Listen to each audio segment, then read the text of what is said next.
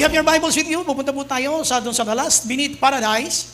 Pag pinag-usapan natin ito, at least may idea na kayo kung tungkol saan ito. Itong kwento na tungkol sa dalawang magnanakaw na kasama ni Jesus nung sila'y mga pinako.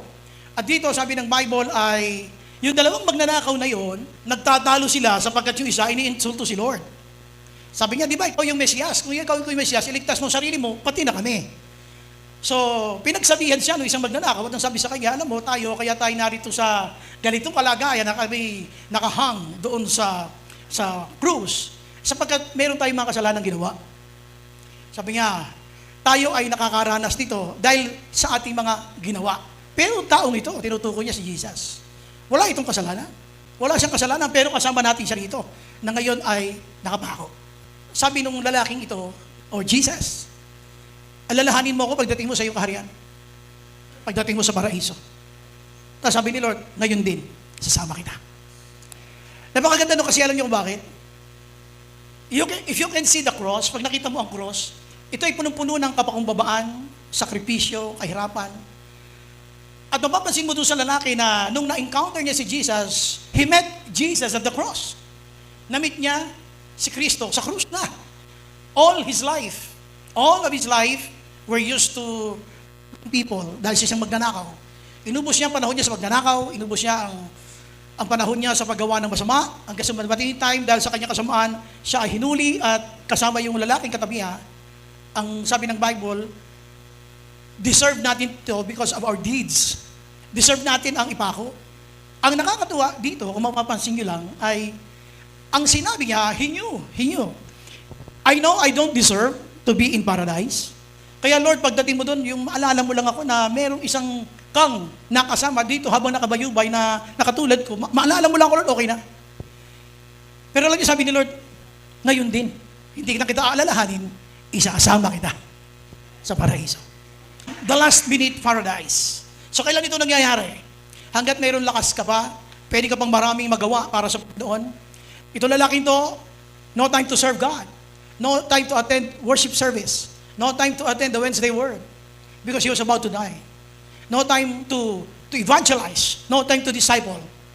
Yet, when he met Jesus at the cross, kung saan siya mamamatay na, dahil siya hinatulan ng kamatayan, sabi niya, Lord, sana alala mo man lang katulad ko.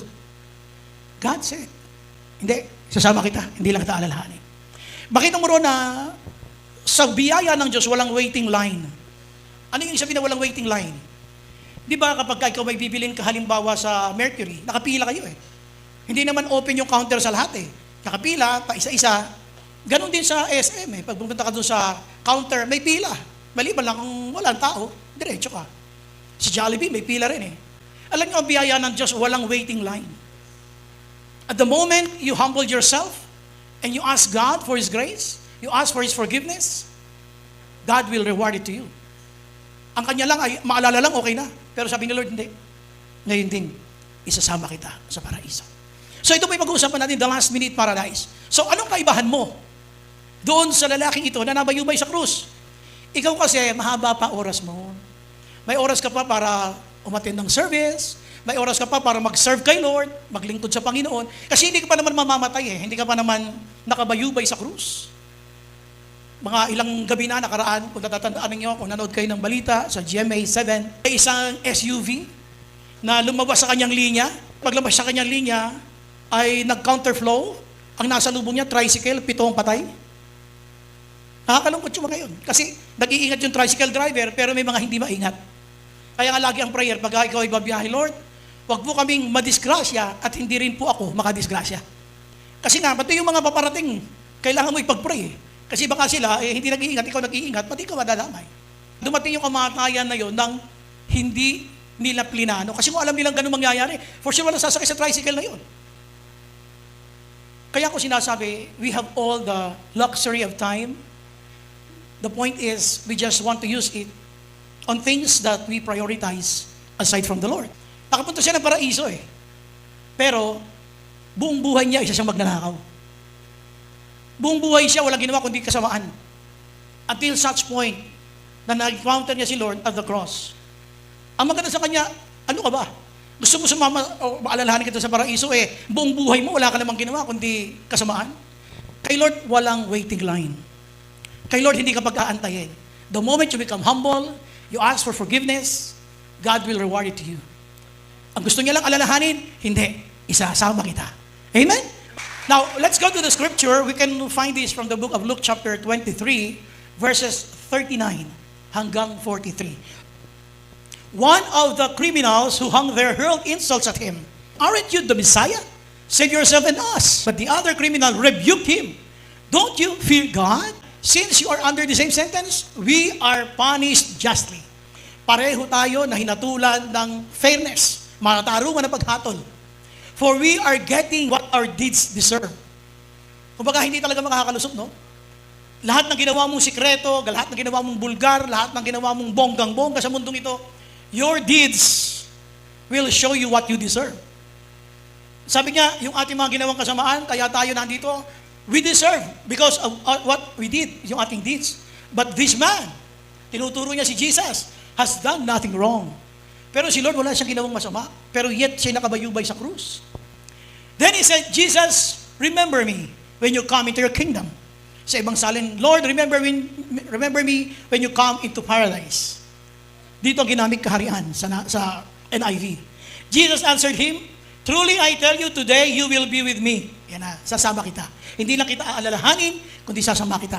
You will be with me in paradise.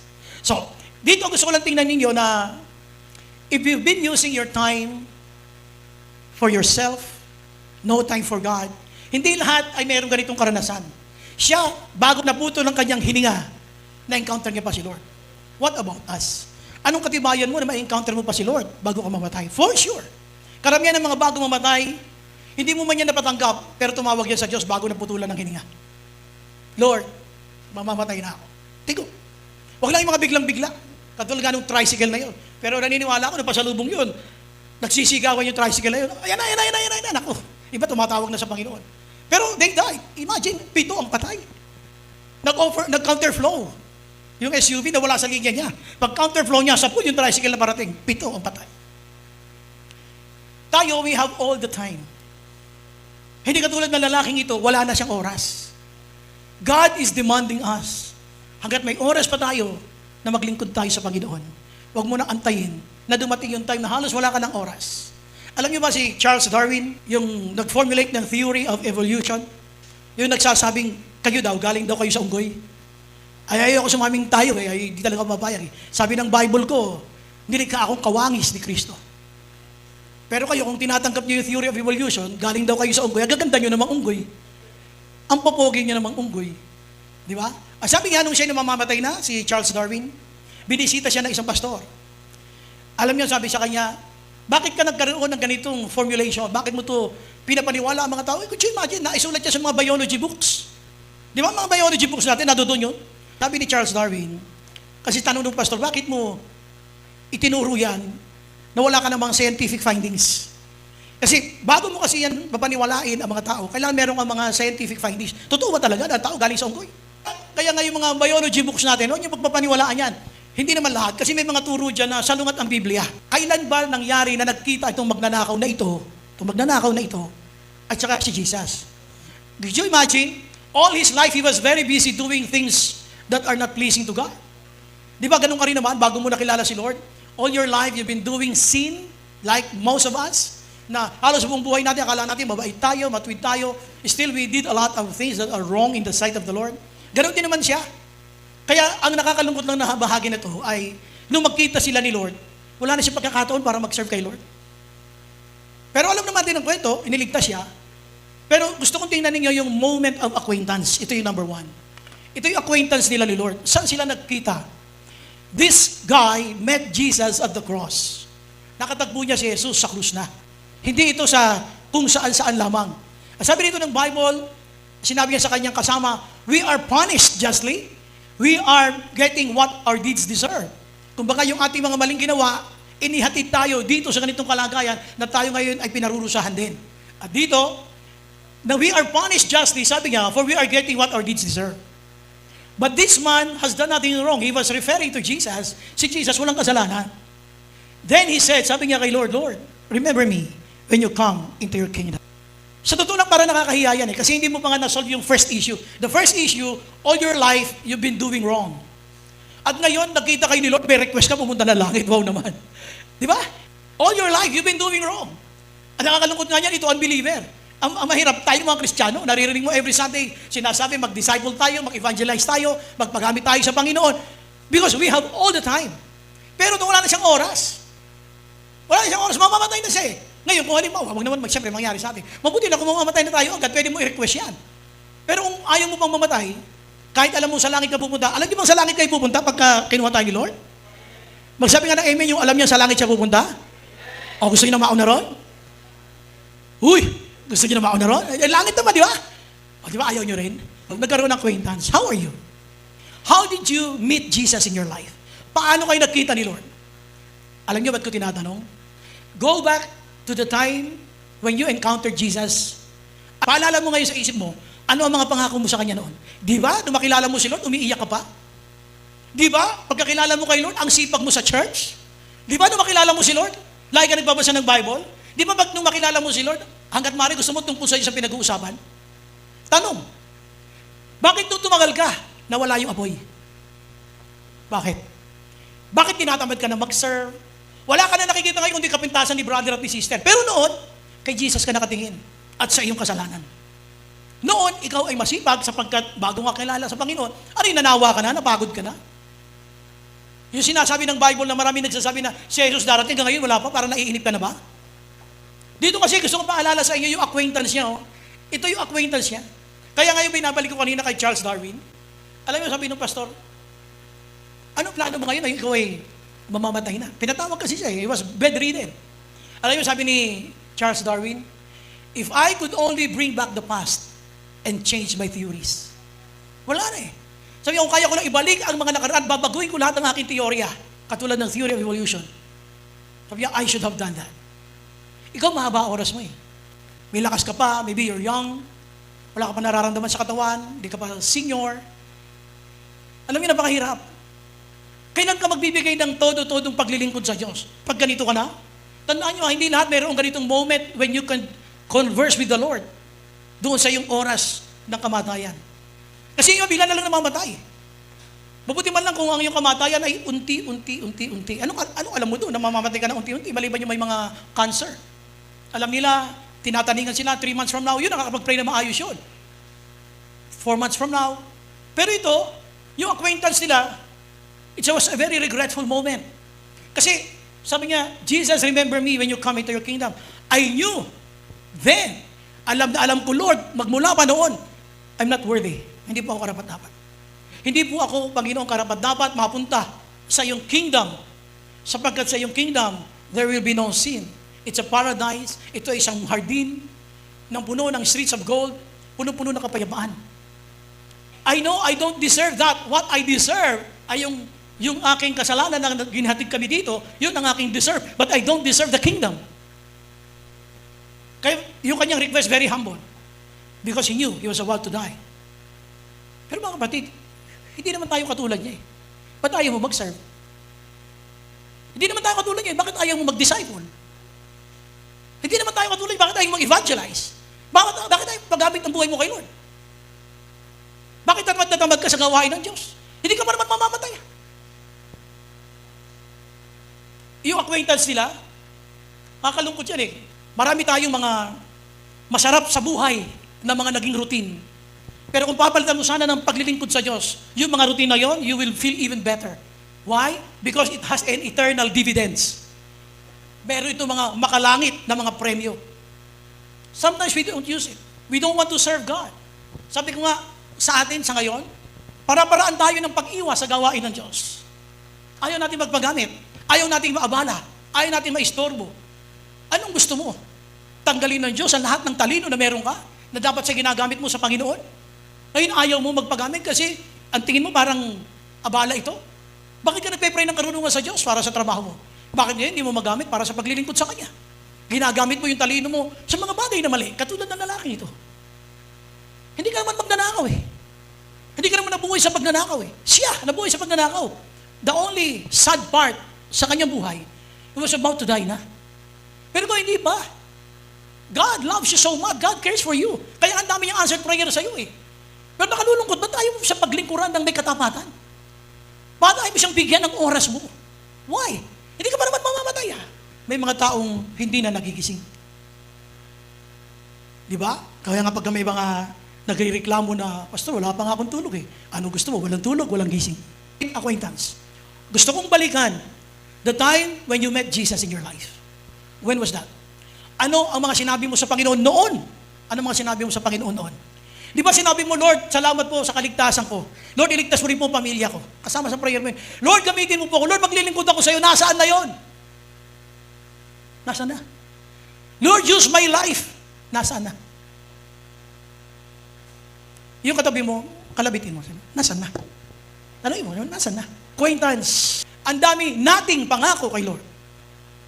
Lord, paggalingin mo lang ako, maglilingkod ako sa iyo, ilang sakit na dumapo sa iyo, pinagagaling ka ni Lord. Pero lagi kang may excuse para hindi magamit ni Lord. Lagi kang may katwiran para hindi magamit ni Lord. Alam niyo, napakabait ni Lord eh. Alam niyo, buti na lang si Lord, kahit pasaway tayo, hindi tayo sinusuklian ng pangit. Si Lord napakabait. Pinakakain ka pa rin, nagigising ka pa rin, mga magulang mo, may trabaho, ikaw may trabaho, ang bait ni Lord sa iyo. Pero ikaw, hinahanapan ka ni Lord ng paglilingkod na may katapatan at malinaw na commitment, ayaw mo ibigay? Ano yun? Kasi deserve mo? Kasi tingin natin wala na si Lord makikita ang anak ng Diyos na katulad mo? Wow! Sabi mo sa katabi mo, ang tindi mo. Sabi mo sa katabi mo, ang tindi mo.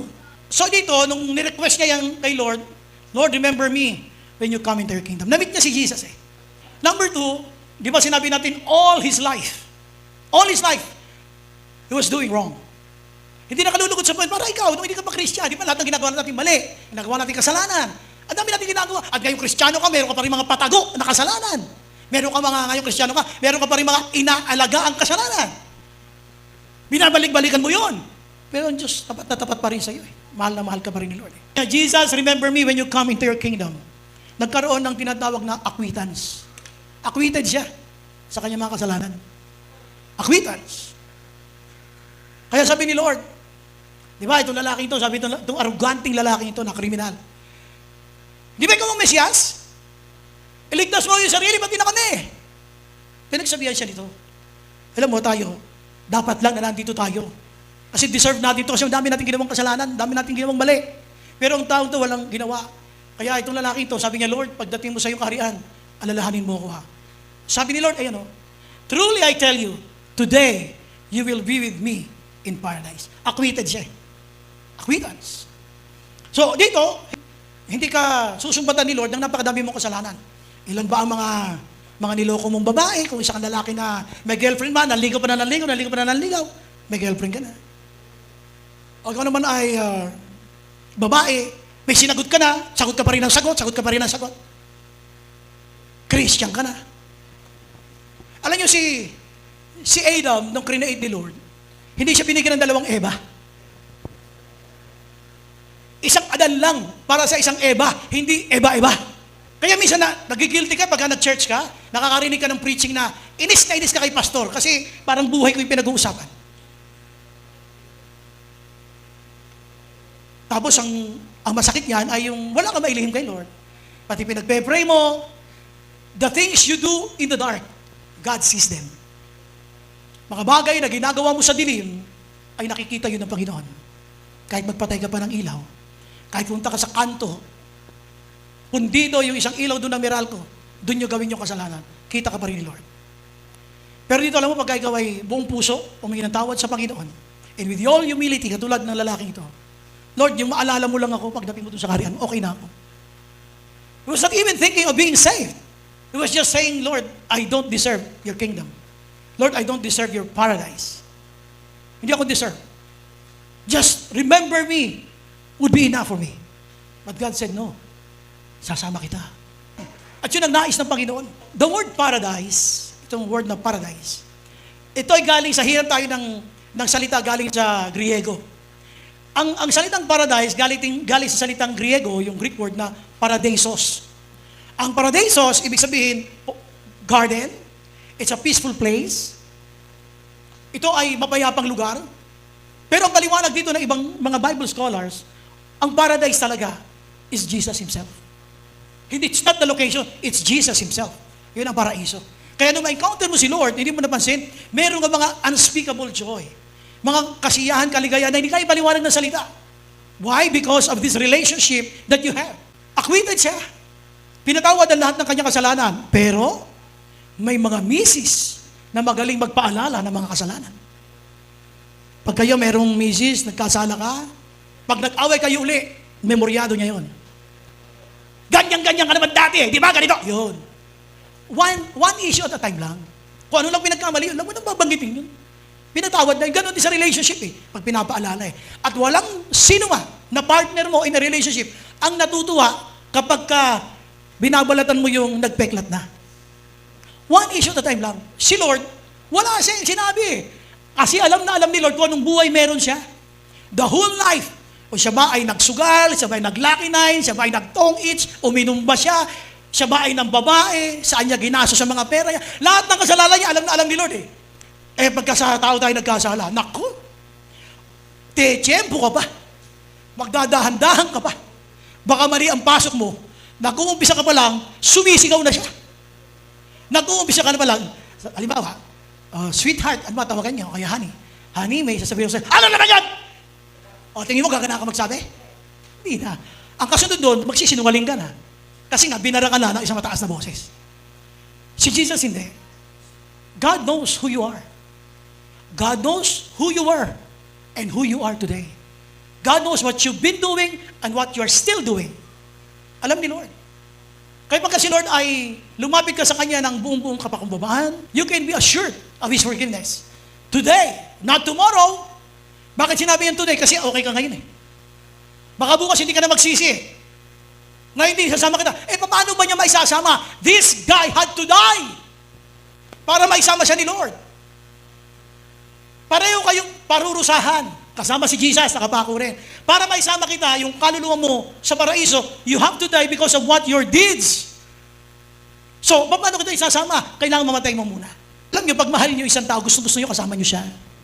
Gusto ko yung hatmari, nakasama mo siya, nandiyan siya sa tabi mo. Kasi mahal mo. Pero mahal mo si Lord, ayaw mo sumama kay Lord? Alam niyo, sabi ni Lord, today. Kasi tomorrow may not come. Today. Kasi bukas baka makagsasada ka pa Kaya alam niyo mga pinagpe-pray natin, na kumisan, yung iba gumagaling. Kasi alam niyo ito, magbabago pa ito Pero yung nag-pray kayo na siya makaharang sa kagalian, kinuha na ni Lord. Kasi nakikita niyo magkakasala pa ito pag gumaling pa Kaya kinukuha na agad. Sige, hanggat okay ka ngayon, hanggat tumanggap ka sa panalangin, hanggat okay ang relasyon mo sa akin, sige, kunin na kita. Kaya may mga pinag-pray tayo na kinuha na agad ni Lord. Kaya hindi nyo dapat yung tinitake personally. But yung pinag-pray ko na to, nabuhay. Yung pinag-pray ko to, namatay. Kasi gusto na siya isama ni Lord. Ngayon, kung malungkot ka kasi sinama siya ni Lord, sumama ka. Siya na gusto sumama sa mga pinag-pray natin na nauna na. Siyempre ayaw nyo. So, balik tayo dito. Acquittance. Acquitted siya. Kumbaga, hindi naman sa basta sabihin natin na parang sa gobyerno na sa korte na napawalang sala. Hindi. Pinatawad ka, at ang sabi ng Bible, pag si Lord nagpatawad, lahat ng kasalanan mo ay kanyang kinakalimutan. So napakaganda, sa Book of Isaiah mababasa niyan, na yung acquittance, yung pagpapawalang sala sa atin ng Panginoon, lalong-lalo na namatay siya sa krus. Lahat. Wala na siyang isusumbat sa mga nakaraan mo. Pansinin nyo ngayon, sa bansang Pilipinas, 2 to 3 nights ago, I was praying for our country. I was really crying. Awang-awa ko sa bansa natin. Parang tayo mayroong 2 senado. Ang gulo-gulo. Lahat sila mayroong issue ng kapangyarihan, pagpapatunay na sila ang legal. Nakakalungkot ang ating bansa. Pareho silang gusto magpatunay na sila yung legit. Ang sabi ng grupo ni Gatchalian, wala nang Senate President. Siya yung pro tempore na tinatawag. Pero ayaw niyang pumayag. Hindi kayo tanong, ako yung legal. Kasi binoto ako ng 13. May mga paliwanag. May mga paliwanag nagsasabi, saan man kayo pumanig doon, pag-pray nyo tama yung inyong pinapanigan. Ang sinasabi ko lang dito is, pareho silang nagpapatunay na sila ay maayos. Pero alam niyo ba, pansinin niyo ang ginawa ng kabilaan, puro siraan ng integrity. Siraan ng kredibilidad. Para masabi na, huwag niyo sila paniniwalaan kasi may mga kaso yan kung ano-ano. Ganun yun. Alam niyo itong kay Lord? Hindi Hindi ito bumabangkit ng anumang mga kasalanan mo na ibinabalik sa iyo. Ngayon, yung mga kasalanan nila nung una pang panahon, ibinabalik lang sa social media para alalahanin ng mga tao na yung mga tao yan, may mga depresya yan, may mga kasalanan yan. Baliktad pagdating kay Lord. Pagdating kay Lord, pag sinabi mo yung mga kasalanan mo, bigla niyang aalisin lahat. Ikaw ay patatawarin at isasama ka niya sa kanyang arian. Huwag kayong matakot umamin kay Lord pag may kasalanan tayo.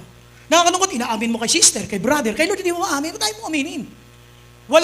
Walang napakalaking kasalanan na hindi kayang patawarin ng napakalaking biyaya ng Diyos. Lahat, anything na pinagkasala mo, nung dalaga ka pa, nung binata ka pa, nung maliit ka pa, may asawa ka na, kahit ano ang sitwasyon mo ngayon, lahat ng kasalanan na yan, kayang patawarin ng Diyos. This guy, all his life, he was a criminal. He's been doing wrong things in the sight of the Lord. Pero nung ma-encounter niya si Jesus at the cross, sabi niya, buong pagbabakababa, I know I don't deserve you. Kaya Lord, please, sana maalala mo man lang ako. Inakwit siya ni Lord. Inakwit, pinawalang sala. Sasama kita sa paraiso. Hindi ka makakapunta sa paraiso kung puno-puno ka ng kasalanan. The paradise itself is a sinless place. Walang kasalanan doon. Ngayon, paano siya makakarating doon kung hindi siya patatawarin ng Diyos? Kaya wala siyang daladalang kasalanan pagdating nitong lalaki ito sa paraiso. Eh mga kapatid, balikan lang natin itong pangalawa natin. Ilang beses ka nang humuhingi ng tawad sa Panginoon? Tuwing magkakasala tayo, tuwing magkakasakit ka, tuwing sasama ang pakiramdam mo, ang laging kapalit, Lord, maglilingkod ako. Lord, wag mo muna ako kukunin. Lord, maglilingkod ako. Nasaan? Nasaan yung mga pangako na yan? Ilang beses ka na nagkasala, ilang beses ka na pinapatawad ng Panginoon, pero patuloy ka pa rin nabubuhay sa sarili mong buhay, sarili mong diskarte, sarili mong pamamaraan. Kasi sabihin mo, hindi ka pa mamamatay. Anong katiyakan mo? Hawak mong yung buhay. Tapos siyang sabihin na, Jesus, remember me when you go to your kingdom. Sabi ni Lord, ngayon din. Truly. Hindi ako nagsisinungaling ha. Alam niyo, may mga lalaki, may mga babaeng nakaranas ng breakup. Pero bago lang silang mag-on, kamatayan lang mapaghiwalay sa atin. Dami pangako. Pag umaga, kumain ka na. Sumahay ka na. Ganda ng mga usapan eh. Tapos nagulag ka na lang, sasabihin sa iyo ng girl, I'm sorry. Maybe this is the end of the line. Sakit doon. I cannot see myself growing old with you. I guess this is the time to live in truth in terms of what I really feel for you. Wow naman. Grabe pa ganun ang usapan eh. Parang gusto mo lumubog sa iyong kinalalagyan. Sabi mo, this is the end of the line. Ano to? I love you ka ba? Pwede mo isumbat eh. Di ba meron kanyang kanta, yung mga manginginom? Yung may kasamang mura? I love you ka ba? Ka? May kasamang mura eh. Di ba? Alam niyo yung kantang yon? Ang ganda ng usapan niyo eh. Natatapos tayo ng pag-aaral. Ganda ng mga pangarap niyo eh. Dami mo naubos na load sa kanya. Dami. Halos mangutang ka ng pamasahe, maihatid lang siya. Kahit pinapagalitan ka na sa bahay, umuulan, ano ka pa naman hindi ma, kasi kailangan ko siyang ihatid. Kailangan ko siyang sunduhin. Bumabaha na. Nabiyak na yung lupa dahil sa lindol. Nagsusundo ka pa rin. Tapos sasabihin mo, sorry, may iba na akong mahal. Sabi mo, the worst thing you will ever hear, pinakamasakit na maririnig mo yon. Alam niyo ba yung susunod na mas masakit doon? Ibali mo na lang sa iba yung damdamin mo para sa akin. Naka. Breakin mo ako, kakayanin ko, pero ibabalin ko sa iba, pwede ba? Hindi ganun kadali. Turuan ang puso. Pag tayo nagkasala sa kapwa, may nagawa silang kasalanan sa atin, lalo na pag masakit, ang hirap i-acquit. Ang hirap sila na patawarin basta-basta. Pero si Lord, He hurt Jesus all His life. Sinaktan niya si Lord ng buong buhay niya. Tapos ngayon magkita tayo, gusto mo pa agad sa kaharian? Pwede, kasi nga mamamatay na siya. Pero ikaw hindi pa. You still have a lot of time. At pangalawa, hindi ka naman magnanakaw eh. Tanungin mo yung katabi, magnanakaw ka ba? Hindi naman yung magnanakaw eh. So dito kay Lord, pag lumapit ka kay Lord, may acquittance. Dahil sa kanya pagpapakumbaba, tinanggap siya ng Panginoon. Ito yung acceptance. Jesus answered him. Balik tayo rito ha. Truly I tell you, today, not tomorrow, not next month, today, you will be with me in paradise. Ang ganda tingnan mo ha. Kita-kita nyo yung relationship na create ni Lord sa kanila. Today ha, kaya ito mapapansin, pag ito, hinimay nyo, napakayaman itong salitang ito. Hindi siya nagsisinungaling. Sabi niya, truly, katotohanan sinasabi ko sa iyo. Tapos ngayon din, not next month, hindi sa pagka-graduate ko, hindi sa pagka-graduate mo. Ngayon din, isasama kita. Saan? Not in a place of sin. Hindi sa lugar ng makasalanan. I will bring you not in a place where misery is there. Walang miserableng buhay na pinangako si Lord. It's a place of paradise. Paraiso. Kaya kung naghihirap ka sa isang relationship, lalo na kung ikaw boyfriend, girlfriend, at pinag-pray mo itong mabuti, parang hindi tatama to. Mag-pray kang mabuti kung talagang siya yung para sa'yo. Hindi pa kayo kasal. Hindi pa kayo kasal, pero binawal lang kanya umattend sa church. Hindi pa kayo kasal, kinokontrol niya yung Christian life. Aba, mag-isip-isip ka yan. Hindi ba kayo mag-asawa? Gusto niya wag kang atin paglinggo? Doon ka lang sa kanya, manonood kayo ng sine? Ba, mag-isip-isip ka, hindi ganun ang gusto ni Lord. Kasi pag kayo nanood ng sine, alam niyo may gagawin kayong kasalanan doon. Pero dito kay Lord, pag sinama ka niya sa paraiso, isang payapang lugar, walang kasalanan, ang kapiling mo ay ang presensya ng Panginoon. You have to understand na kailangan mong tanggapin si Lord. Hindi lang yung tinanggap ka niya. Kahit sino ka, tatanggapin ka ni Lord. Kahit ano pa tayo, tatanggapin tayo ni Lord. Could you imagine, sabi ko nga, all his life, lahat ng ginawa niya, puro kasalanan. Ay ngayon ikaw. Nung lumapit ka sa Panginoon, sabi ni Lord, ngayon din. Katotohanan sinasabi ko, ngayon din, sasama kita sa Paris. Si Michelangelo, he was a great painter. Naglalakad siya sa bangketa ng London. May nakita siya isang homeless. Yung mga pulubi sa kanila. Nakita niya yung kanyang buhok, wala sa ayos. Ang lapad parang piyaya. Dahil piyaya. Bakit ganun piyaya? Ganun tapos ang rungis, madumi, mahaba, planchado sa gilid, iba ba nakabagsak. Kasi nga homeless, mabasa, matuyo, o nang dumit niya, yun na lang nakita niya. So nung makita ito ni Michelangelo, sabi niya, do you want to have a job? Yes, sabi niya. Okay. Pinakita niya yung kanyang business card, yung kanyang calling card. Sabi niya, go to my office. Come as you are. Sabi niya, come as you are. I will give you a job. Dalit salita, lumipas ang ilang oras, nahihiya siyang pumunta doon sa opisina ni Michelangelo. Kasi nga, alam niya marungis siya, madumi siya. Hindi pa siya naligo ng ilang buwan. At ang pangit-pangit ng buhok niya. So, ginawa niya, nagpagupit, naligo, naayos, madalit salita, dumating siya doon sa office ni Michelangelo, nakasuit. Nakamerkana siya. So, pagdating niya doon sa opisina ni Michelangelo, tinanong siya, who are you? Sabi niya, I was the homeless. Na binigyan mo na iyong business card and you offered me a job. I don't know you. Sabi niya, sorry, you can go. Kasi, nagpalit siya ng kanyang kasuutan. Tuloy, hindi na siya nakita. Ang sabi na ni Michelangelo, come as you are. Kasi, yung itsura niyang yun, gagamitin niya sa kanyang painting. Nagbihis ka, naligo ka, nag-ayos ka, hindi na kita ngayon magagamit. Paano kung hindi siya matanggap, di babalik siya sa dati niyang itsura. Mga kapatid, when you come to the Lord, huwag kang magmamaskara. Stop using words to cover up the real you. Come as you are. Lumapit ka kay Lord kung sino ka. Huwag kang magmaskara. Sometimes we pretend. We try to cover yung reality na ikaw.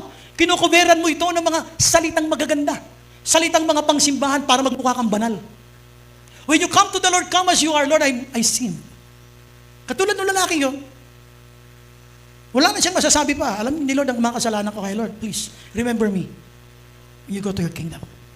Kaya mga kapatid, sinasabi ko rito, when you come to the Lord, stop pretending. Stop using words to cover up the real you. Come to the Lord as you are.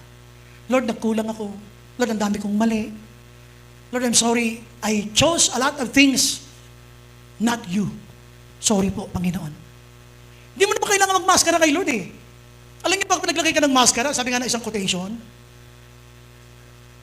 yung putting a mask before God is like an elephant hiding behind a straw. Kita pa rin. Pag nagmaskara ka, para kang elephanteng nagtago sa isang straw ng soft drinks. kita pa rin. You don't have to pretend. Hindi mo kailangan pagtakpan ng kung ano-ano mga salita. Kung sino ka, come to the Lord as you are. Let's go to our conclusion. Ito yung ating conclusion.